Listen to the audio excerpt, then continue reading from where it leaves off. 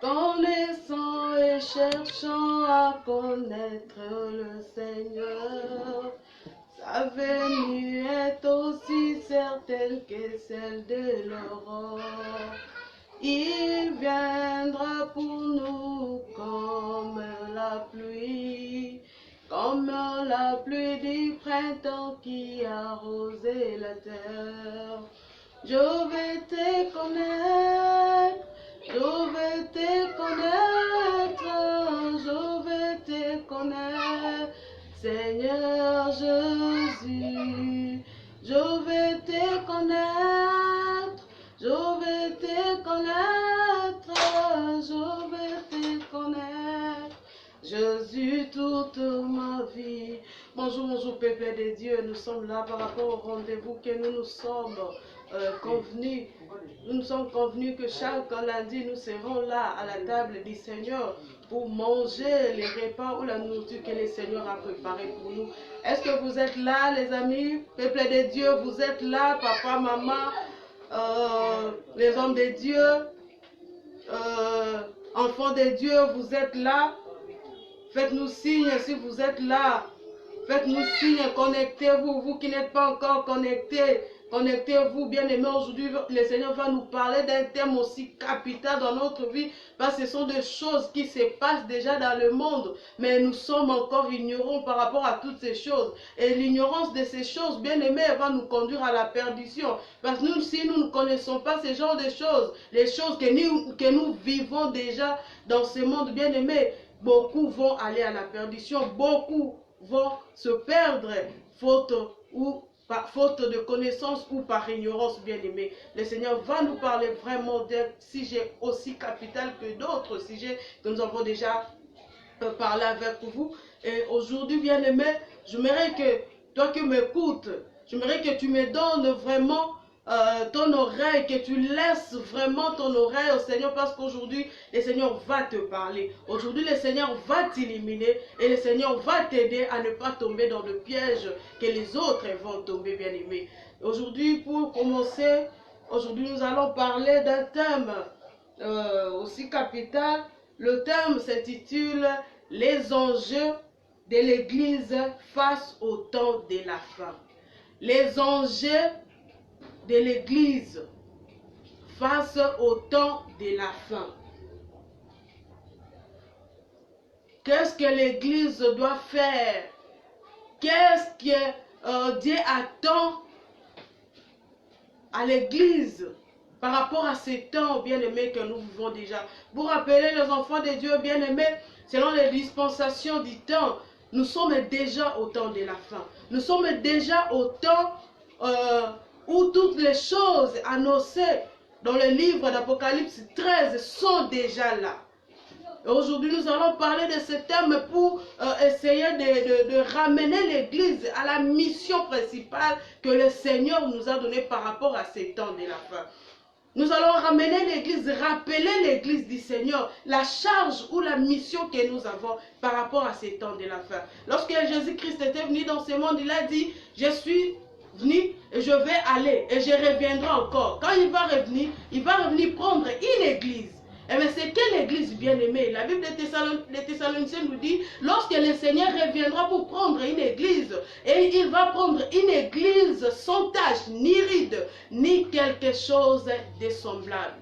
Beaucoup vont nous dire que, beaucoup se disent que moi, comme j'ai reçu Seigneur Jésus-Christ comme sauveur dans ma vie, donc le jugement, je suis épargné du jugement. C'est faux et archi faux. Parce que c'est la même Bible qui nous dit que le jugement va commencer dans la maison d'Israël. Donc le jugement va commencer à l'église. Si l'église était déjà épargnée du jugement, le Seigneur n'allait pas nous dire qu'il y aura un jugement et c'est à l'église que le jugement va commencer. Bien aimés, nous sommes tous l'église du Seigneur. Mais l'église que le Seigneur reviendra prendre, bien aimé, c'est une église sans tache, ni ride et ni quelque chose de semblable. C'est l'église que le Seigneur attend de nous. C'est l'église que le Seigneur reviendra prendre. Et l'église où les communautés ou les assemblées a la charge de préparer une église pure, une vierge pure pour les seigneurs. Et par rapport à ces temps de la fin, il y a beaucoup de choses qui se font. Et la Bible même avait dit qu'au temps de la fin, la foi de beaucoup de gens vont diminuer. Et il y aura même l'apostasie. L'apostasie sera là, bien-aimé. Il y a tant de choses qui se passent déjà dans le monde, mais nous sommes encore ignorants. Donc les enjeux de l'Église face à ces temps de la fin, c'est ce que nous allons parler aujourd'hui, bien-aimés. Qu'est-ce que le Seigneur attend de nous par rapport à ces temps de la fin? Pour commencer déjà, je vais essayer d'expliquer ce que nous appelons temps de la fin. Parce que tous nous connaissons l'Église. L'Église, quand je parle de l'Église aujourd'hui, je ne fais pas allusion à l'Assemblée, mais je parle de l'Église étant que des personnes que le Seigneur reviendra prendre. Je parle de l'Église étant que l'épouse du Seigneur. Et le temps de la fin que nous parlons ici, bien aimé, le temps de la fin, lorsque nous parlons du temps de la fin, bien aimé, nous ne faisons pas allusion à la fin du monde. Nous ne sommes pas encore à la fin du monde. Le temps de la fin dont nous parlons ici, bien aimé, c'est la fin du gouvernement humain. La fin du gouvernement humain et le règne de Jésus-Christ de Nazareth, la seconde venue de Jésus. Dans le temps de la fin que nous parlons ici, bien aimé, c'est la fin du gouvernement humain. Et durant cette période, bien aimé, d'après les dispensations, cette période s'avère une période de grande tribulation. Nous vivons déjà ce genre de choses. Nous vivons déjà de tribulation, de persécution dans d'autres cieux. On ne peut même pas parler que je suis chrétien. Dans d'autres cieux, en Algérie, j'avais vu une fois, j'ai vu plusieurs fois, disons, dans des télés, dans des journaux bien aimés, où les gens se faisant tuer lorsqu'ils on leur demandait de renoncer à Jésus, ils ont refusé, on les tuait. Il y a beaucoup de gens au moment où nous parlons qui sont dans des prisons parce qu'ils ont refusé de renoncer au nom de Jésus. Donc la tribulation est déjà là, la persécution est déjà là. Mais qu'est-ce que l'Église doit faire? Parce que si nous voyons l'Église d'aujourd'hui, bien aimé, c'est une Église purement charnelle. C'est une Église purement charnelle. Nous croyons tous à Jésus, nous sommes tous des chrétiens. Mais quel genre de chrétiens, bien aimés? Alors que ces temps de la fin, c'est un temps vraiment délicat où les chrétiens doivent être conscients et les chrétiens doivent être prêts à affronter la persécution, à affronter les tribulations. Donc ces temps de la fin, c'est un temps où l'ennemi a mis toutes les machines en œuvre. L'ennemi Satan travaille d'arrache-pied de façon à ce que beaucoup de gens aillent avec lui à la perdition. Il travaille d'une façon où il ne se repose même pas. Parce que son objectif est de ramener beaucoup à la perdition avec lui. Son objectif est que le camp de Dieu soit dépeuplé et que son camp puisse grandir. Et que font-nous? Qu'est-ce que nous faisons, nous, l'Église du Seigneur? Qu'est-ce que nous faisons, bien-aimés? Au travers de ces messages, bien-aimés, je crois que beaucoup vont comprendre. Parce qu'il y a même des slogans, il y a même des informations que nous avons déjà, qui se passent même à la télé, qui se passent dans des réseaux sociaux. Il y a beaucoup de choses qui se font déjà. Mais nous sommes encore ignorants, nous n'arrivons pas à discerner toutes ces choses. Lorsque nous allons entrer dans le vif de notre message, vous allez comprendre que tout au long de ces messages, il y a des choses que nous avons déjà entendu parler, mais dont nous ne comprenons pas vraiment le vrai sens. Dont nous ne comprenions pas vraiment le vrai sens de ces mots. Mais le temps de la fin, c'est un temps délicat. C'est un temps vraiment de grandes tribulations. C'est un temps où beaucoup de chrétiens vont abandonner la foi. Et tout cela est biblique, bien aimé. Tout cela est biblique. Notre passage de base, bien aimé, se trouve dans le livre d'Apocalypse. Apocalypse 13. Nous allons aller petit à petit parce qu'il y a beaucoup de choses à dire par rapport à ce thème, bien aimé. Il y a vraiment beaucoup de choses à dire. Et le Seigneur va nous aider vraiment à comprendre ce qui se passe dans le monde. Mais est-ce qu'il faudrait-il à l'église contrecarrer tout cela? Parce que tout cela a été annoncé. Toutes les choses qui ont été annoncées devraient se réaliser. Est-ce que c'est à nous, l'église, de contrecarrer cela? Non. L'église n'a pas besoin de contrecarrer les plans de Dieu. L'église n'est pas là pour contrecarrer les plans de Dieu. Mais qu'est-ce que l'église doit faire? Comme on ne peut pas contrecarrer cela, mais nous avons au moins quelque chose à faire. Nous avons quelque chose à faire. Nous pouvons au moins épargner le peuple de Dieu par rapport à toutes ces choses. Les aider à comprendre ces choses et à les éviter. Et à les éviter, bien-aimés. Aujourd'hui, nous allons décortiquer le passage de l'Apocalypse 13, du premier verset jusqu'au dernier verset. Nous allons essayer de parler des choses qui se passent déjà, mais que nous ignorons.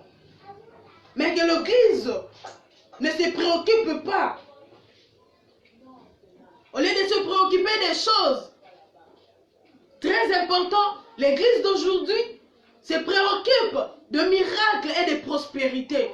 Le miracle et la prospérité ne donnent pas le salut. Les miracles et la prospérité, c'est bien beau, ce n'est pas mauvais, bien aimé. Mais pour ces temps de la fin, l'Église n'a pas tout son temps à parler de miracles ou de prospérité. Mais l'Église doit informer et annoncer les choses qui doivent venir, les choses qui se passent déjà, afin d'aider le peuple de Dieu, d'être exempté, d'être épargné, d'éviter tout ce qui peut causer leur chute ou leur perdition par rapport à toutes ces choses, bien aimés. Le Seigneur veut nous illuminer aujourd'hui. Et le but par rapport à ces messages bien-aimés, c'est de ramener l'Église, c'est de rappeler l'Église, la mission ou la charge que le Seigneur nous a donnée par rapport à ces temps. Le but de ces messages bien-aimés, c'est de rappeler l'Église du Seigneur. Rappeler l'Église du Seigneur. Je vais parler ici aussi en lingala. Bien-aimés, tous le temps de la fin. Les enjeux de l'Église face à ces temps de la fin. Les enjeux na lingala, eza lokola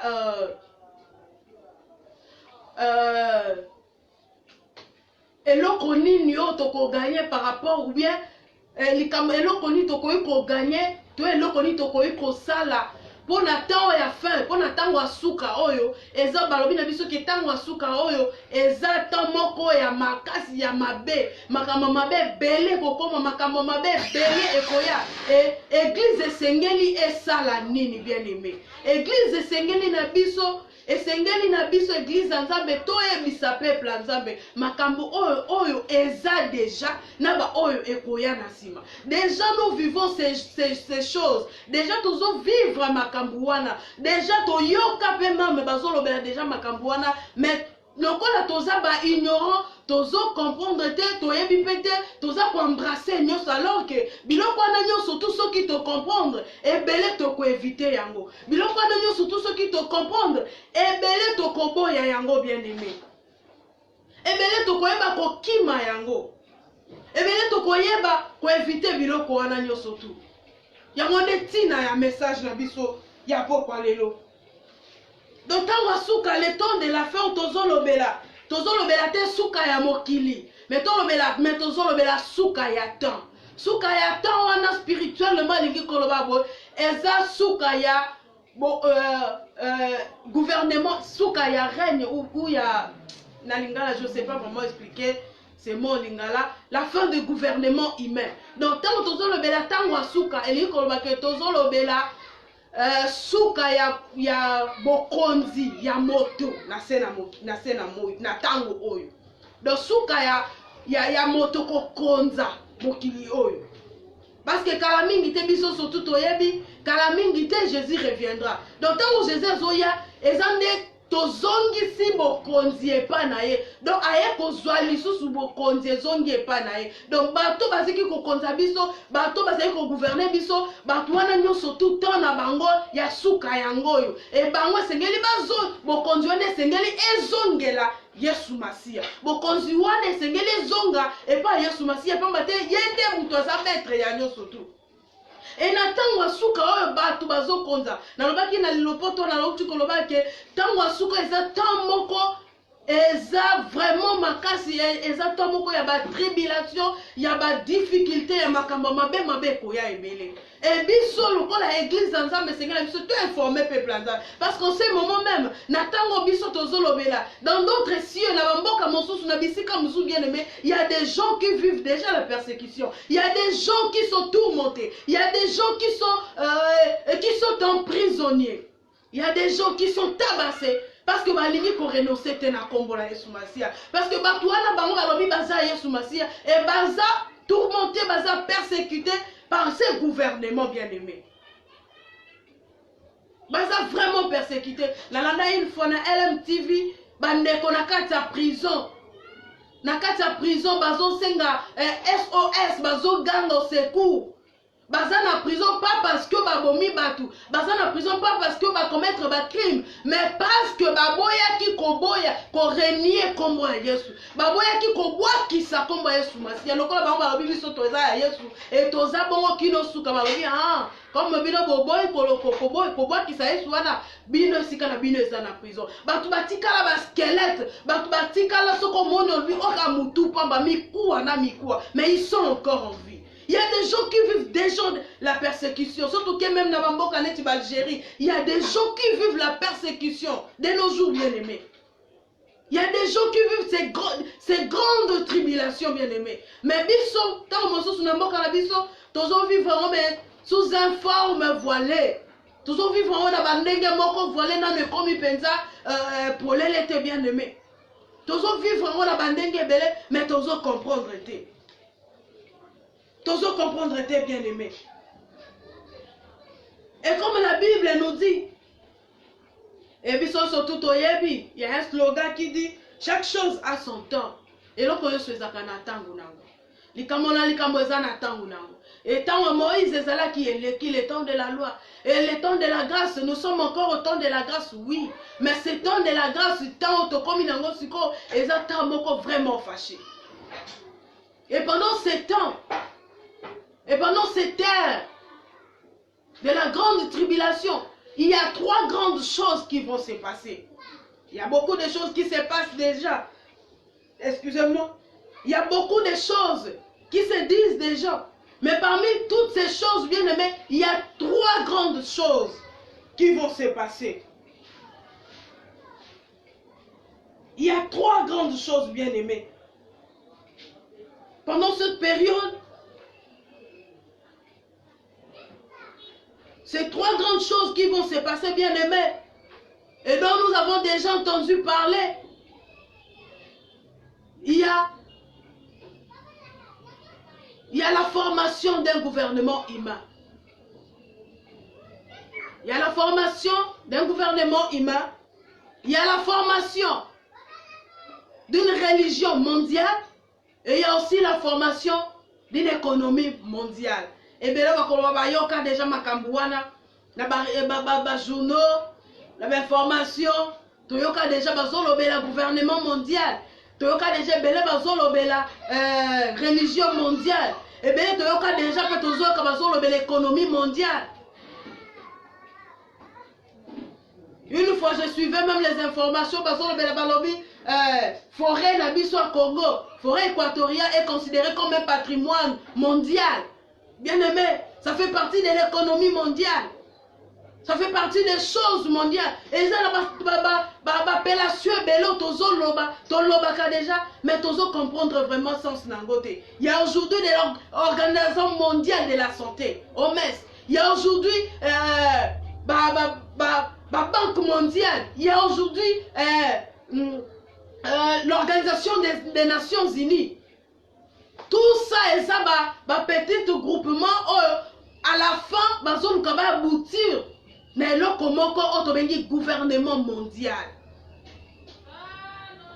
bazon kaba aboutir mais le comment autobengi yango gouvernement mondial ou fédération mondiale. Il y a d'autres slogans toyoka l'ordre mondial. L'ordre qui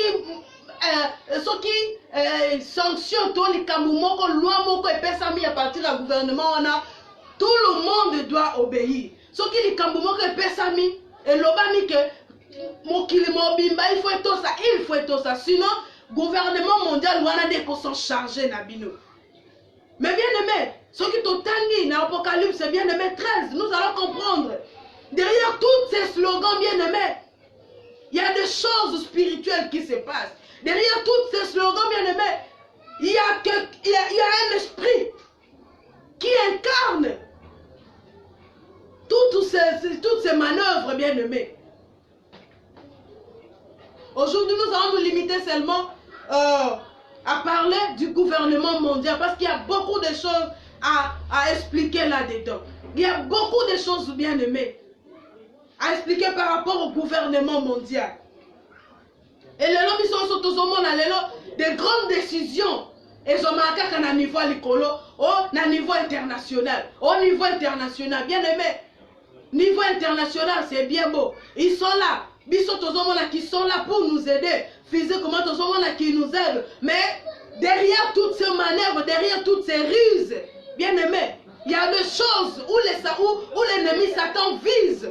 Derrière toutes ces choses, il y a des choses où l'ennemi Satan a travaillé dans ces hobbies comprendre.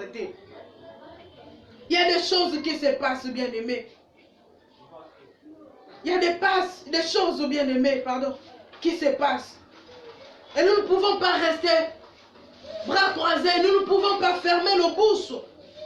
Nous devons annoncer, informer le peuple de Dieu, afin qu'ils ne puissent pas tomber dans ces pièges, dans leurs pièges, afin qu'ils ne puissent pas tomber dans des pièges où l'ennemi prépare pour eux. Nous allons lire pour commencer Apocalypse 13. Nous allons commencer par le verset 1 jusqu'au verset 8.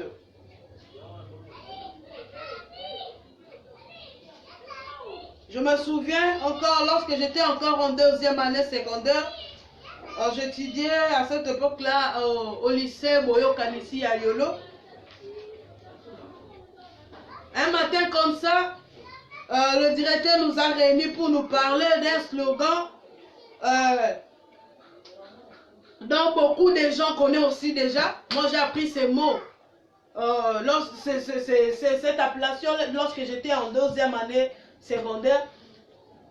Le directeur a essayé de nous expliquer ces mots, mais c'est aujourd'hui, bien aimé, que j'ai compris vraiment l'essence de ces vrais mots. Le directeur nous a dit le monde cherche à être un. Et il y a un mot qui est ressorti de toutes ces réunions, de tout ce qui se faisait. Il y a un mot qui est sorti pour essayer de réunir toute l'humanité. Et ce mot, c'était la mondialisation. Le directeur nous a parlé de la mondialisation. Lorsque nous avons essayé de demander la définition de ce mot mondialisation, le directeur nous a dit, en gros, la mondialisation, c'est le fait de rendre le monde un. Alléluia. J'étais encore en deuxième année secondaire. Je ne connaissais rien de Dieu. Je ne connaissais rien par rapport à tout ça. Mais j'avais entendu parler de ça.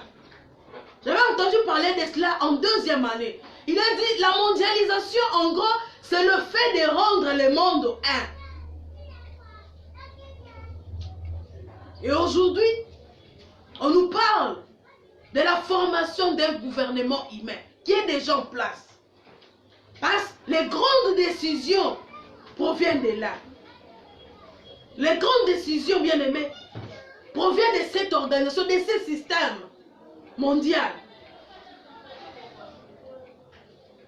Des grandes décisions sont prises à partir de là.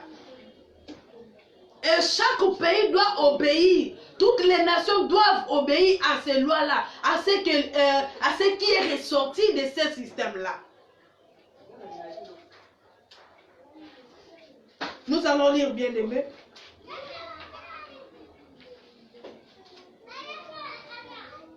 Apocalypse 13, versets 1 à 8. Je lis au nom de Jésus. Puis j'ai vu monter de la mer une bête qui avait 10 cornes et 7 têtes. Et sur ses cornes, 10 diadèmes. Et sur ses têtes, de noms de blasphème. La bête que je vis était semblable à un léopard.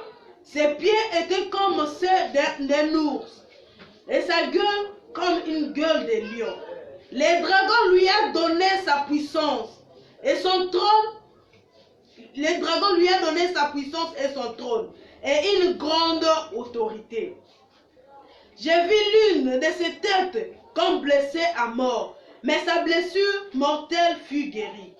Et toute la terre était dans l'admiration derrière la bête. Et ils adorèrent le dragon parce qu'il avait donné l'autorité à la bête. Ils adorèrent la bête en disant, qui est semblable à la bête et qui peut combattre contre elle. Et il lui fit donner une bouche qui proférait des paroles arrogantes et des blasphèmes. Et il lui fit donner le pouvoir d'agir pendant 42 mois. Pendant 42 mois, et elle ouvrit sa bouche pour proférer des blasphèmes contre Dieu, pour blasphémer son nom et son tabernacle, et ceux qui habitent dans les cieux. Je recommence le verset 6. Et elle ouvrit sa bouche pour proférer des blasphèmes contre Dieu, pour blasphémer son nom et son tabernacle, et ceux qui habitent dans les cieux. Et il lui fit donner de faire la guerre aux saints et de le vaincre. Et il lui fit donner autorité sur toute tribu, tout peuple, toute langue et toute nation. Et tous les habitants de la terre l'adorèrent, ceux dont le nom n'a pas été écrit n'ont pas été écrits dès la fondation du monde dans le livre de la vie de l'agneau qui a été immolé. Amen. Hein? Ici, la Bible nous parle d'une bête dont Satan lui a donné son pouvoir. Satan lui a donné toute autorité. Satan lui a donné même son trône. Et on nous dit aussi, ici aussi, cette bête avait 10 cornes. Avait 10 cornes, 10 diadèmes dans chaque corne, et il avait aussi 7 têtes. Lorsque nous lisons dans Apocalypse 17, du premier au verset 15, la Bible essaie de nous expliquer ces cornes et ces têtes. La Bible nous dit que ces têtes, ce sont des rois. Et ces cornes, ce sont des royaumes, ce sont des nations. Bien aimé, cette bête avait 7 têtes qui sont le roi, et il avait aussi 10 cornes qui sont les royaumes. Nous n'allons pas entrer vraiment en profondeur par rapport à ces cornes, bien aimés. Mais nous avons compris que cette bête avait sur sa tête 7 rois. Donc cette roi représente la personne sur qui la bête va travailler. Les 7 bêtes bien-aimées, sont les 7 rois du monde à qui on a remis le pouvoir ou la domination. Les 7 rois qui vont diriger ces gouvernements humains. Les 7 rois qui vont diriger ces temps de la fin. On nous dit aussi dans le verset 7, il lui fit donner de faire la guerre aux saints et de le vaincre. Et il lui fit donner autorité sur toute tribu, tout peuple, toute langue et toute nation. Si nous lisons bien aimés, Apocalypse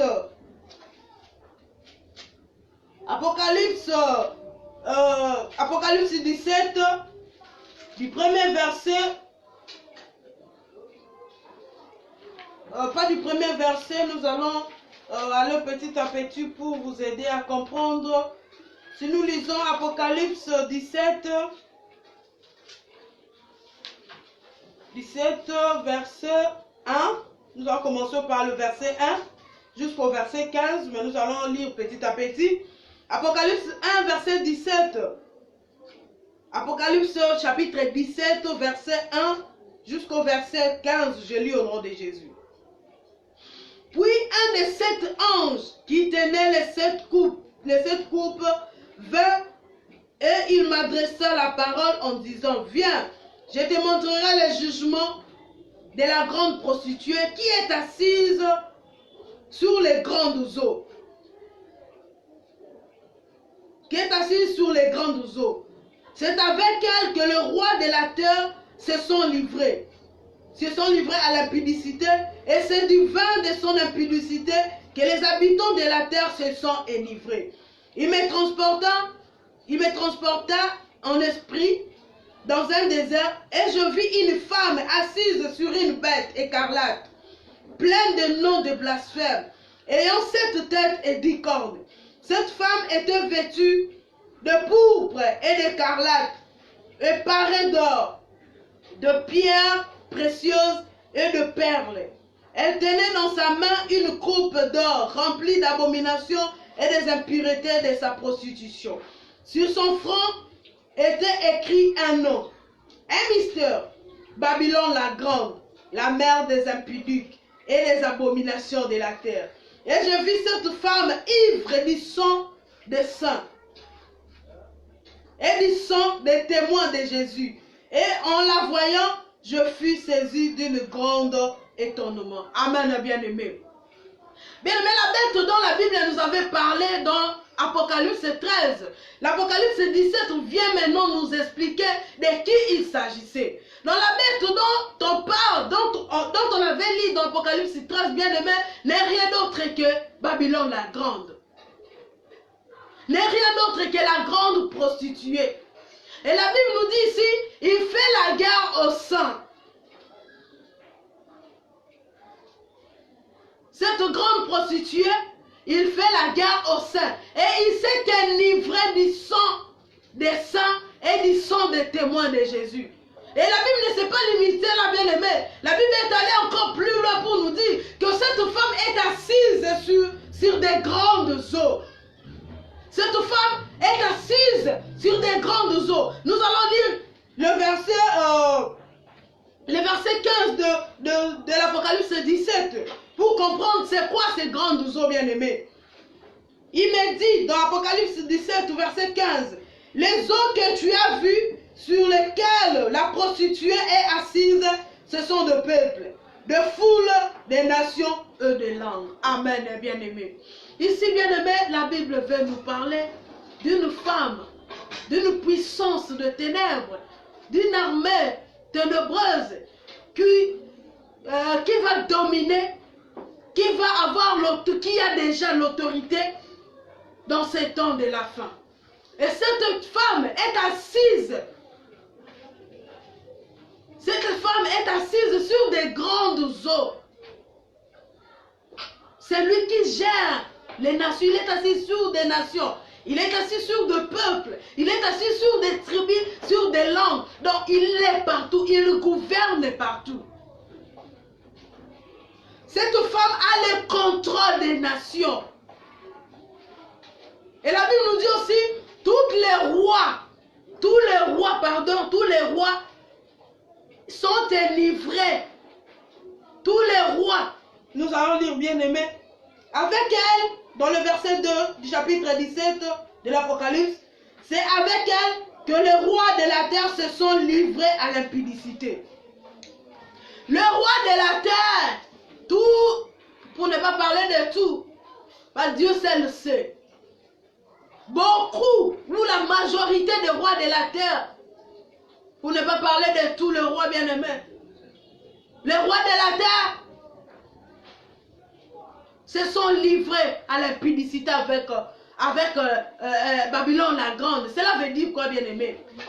Tous les rois de la terre, bien-aimés, ont puisé leur force, trouvent leur force en cette femme, la bête. Tous les rois de la terre sont enivrés de son impudicité. Ils se sont livrés à l'impudicité avec la femme, avec Babylone la grande. Voilà pourquoi, bien-aimés, même lorsque nous disons dans notre ciel il fait beau, bien-aimé, en réalité, nulle part au monde il fait beau. Nulle part au monde il fait beau. Parce que l'objectif du monde de ténèbres, bien aimé, c'est de détruire cette humanité. C'est de détruire les enfants de Dieu. Même s'ils font semblant de nous montrer des belles choses, des bonnes choses, bien aimées, au fond, ce ne sont pas des bonnes choses. Parce que nous allons comprendre que ces gouvernements dont nous parlons aujourd'hui, le gouvernement humain qui est dirigé par cette femme, Babylone la Grande, dont tous les rois puisent leur force, d'où toutes les lois se sont livrées à la publicité, bien aimée. Ces gouvernements humains ne cherchent pas le bien du monde. Ces gouvernements humains, bien aimés, cherchent à avoir l'autorité surtout afin de mieux dominer. Ils cherchent à avoir le mot. Il faut qu'ils disent quelque chose, tout le monde obéisse. Mais quelle est la chose qu'ils vont dire?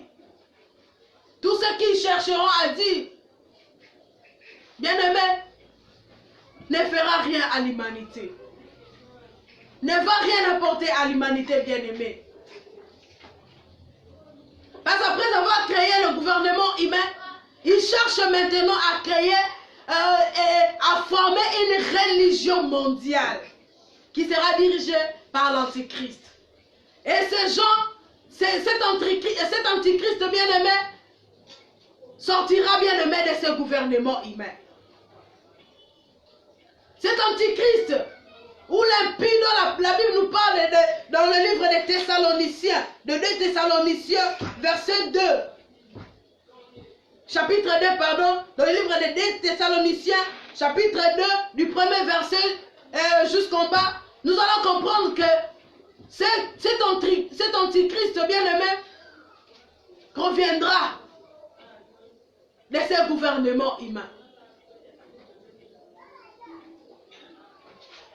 Cet Antichrist va sortir de Satan, parce que Satan va lui donner aussi son pouvoir, comme il a donné à Babylone la Grande.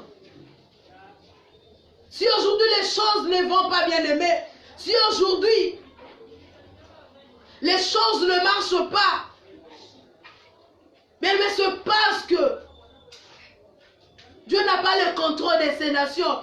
Les rois ont donné toutes ces nations à Babylone la Grande. C'est Babylone la Grande qui gouverne. C'est Babylone la Grande qui a l'autorité. C'est Babylone la Grande qui dirige ce monde. Et pour mieux prendre le contrôle de ce monde, ils vont chercher, et ils cherchent déjà, parce qu'il y a des réunions qui se font. Il y a un système, un parlement mondial qui se réunissent dans les Nations Unies pour chercher des voies et moyens à créer la religion mondiale. Il y a même une autorité morale, une autorité religieuse qui avait lancé avant cette période de crise de Covid-19. Il avait lancé un message dont il voulait réunir toutes les religions afin de créer une religion mondiale. Et cela devait se passer au mois de mai, si je ne m'abuse pas. J'avais la vidéo. J'ai la vidéo aussi chez moi ici dans mon téléphone. Il y a une autorité. Il y a une autorité qui avait annoncé cela. Où il voulait réunir toutes les églises, toutes les communautés, afin de créer une religion mondiale. Nous allons entrer en détail par rapport à la religion mondiale le lundi prochain. Mais aujourd'hui, nous voulons parler d'abord du gouvernement humain. Pour mieux prendre le contrôle du monde, ils ont besoin de créer d'abord une religion mondiale, parce que le spirituel domine le physique. Lorsqu'ils vont créer la religion mondiale, ils vont prendre le contrôle de la religion, ils vont mieux prendre la domination de ce monde. Bien aimé, les autres ont levé le gouvernement mondial. J'avais dit au début qu'il y a 3 choses qui se passent. Il y a 3 choses Et Nassima Makamouana Misatu bien aimé. Apocalypse 13, du premier verset au 8e verset. Apocalypse nous parle du gouvernement humain qui sera dirigé par une femme. Et cette femme, c'est qui? C'est Babylone la Grande. Et moi, si wana, ne ba roi surtout ya mokili ba se livrer na prostitution. Donc cela veut dire que ba roi son monde ba ke ko trouver ba ke ko soit force na bango ba ke ko puiser force na bango. Mais est-ce que posons-nous la question. Monde de ténèbres lukaka jamais bolamu na biso. Monde de ténèbres lukaka jamais bolamu ya mutu. Il cherche que détruire. La Bible nous dit l'ennemi Satan est là pour détruire, pour voler, pour dérober.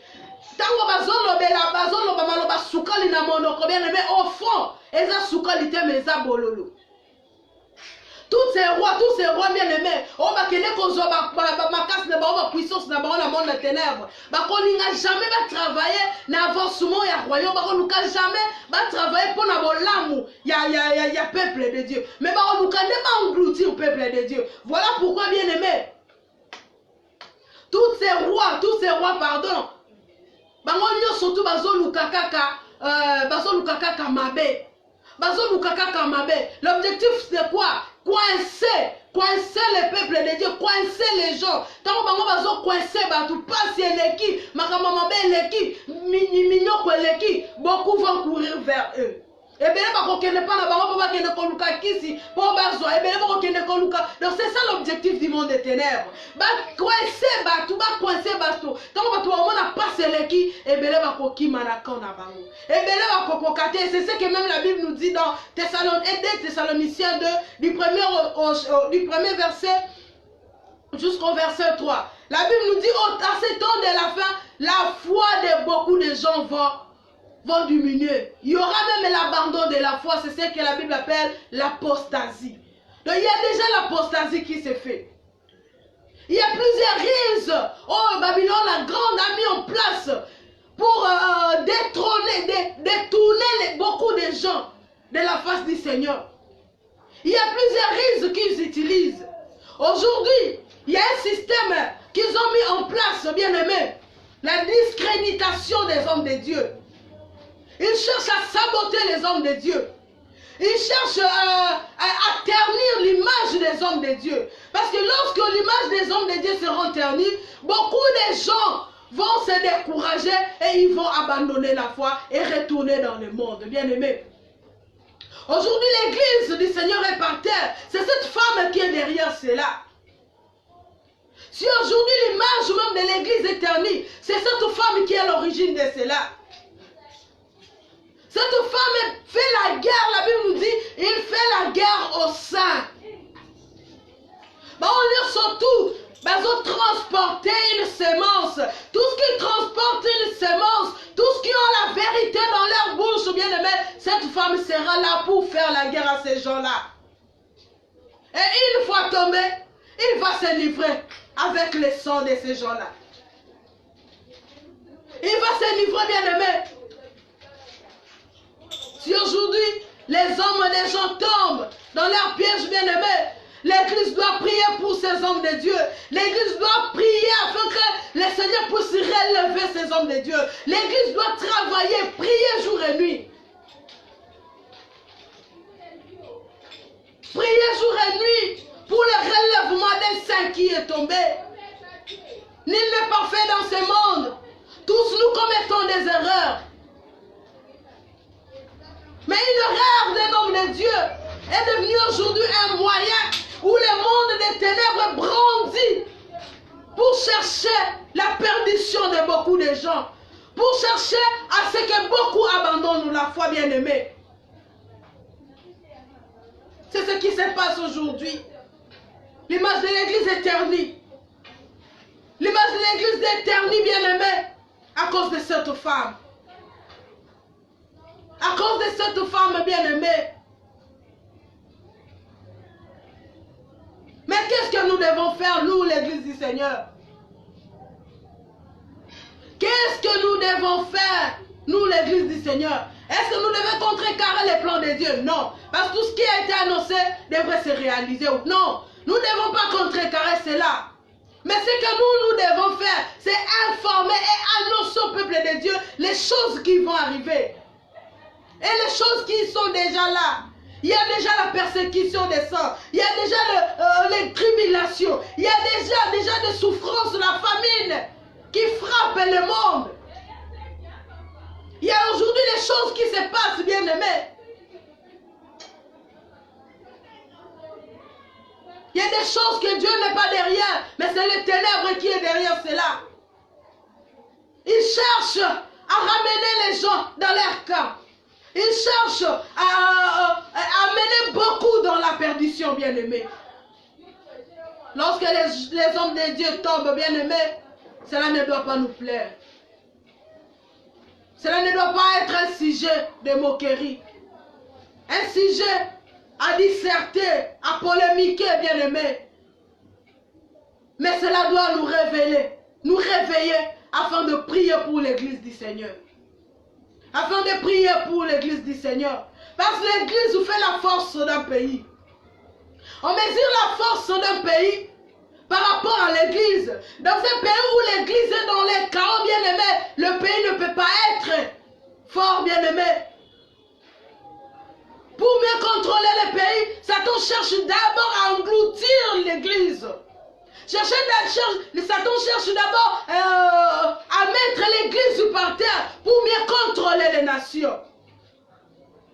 Et aujourd'hui, l'église du Seigneur est par terre. Si nous parlons aujourd'hui du Congo, beaucoup de gens prient, beaucoup de gens vont à l'église, mais beaucoup de gens ne sont pas près de Dieu. Beaucoup sont près de l'église, mais peu sont près de Dieu. Les Congolais prient beaucoup. Les Congolais vont beaucoup à l'église. Mais pourquoi il n'y a pas de changement? Parce que nous prions par la bouche. Les prières que nous faisons ne viennent pas du cœur. Nous prions par la bouche, voilà pourquoi les choses ne changent pas. Les choses que nous demandons, les choses que nous prêchons, nous-mêmes, nous ne vécons pas cela. Nous-mêmes, nous ne sommes pas des références par rapport à ce que nous prêchons.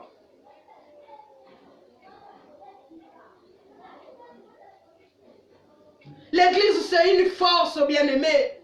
L'église fait la force d'un pays.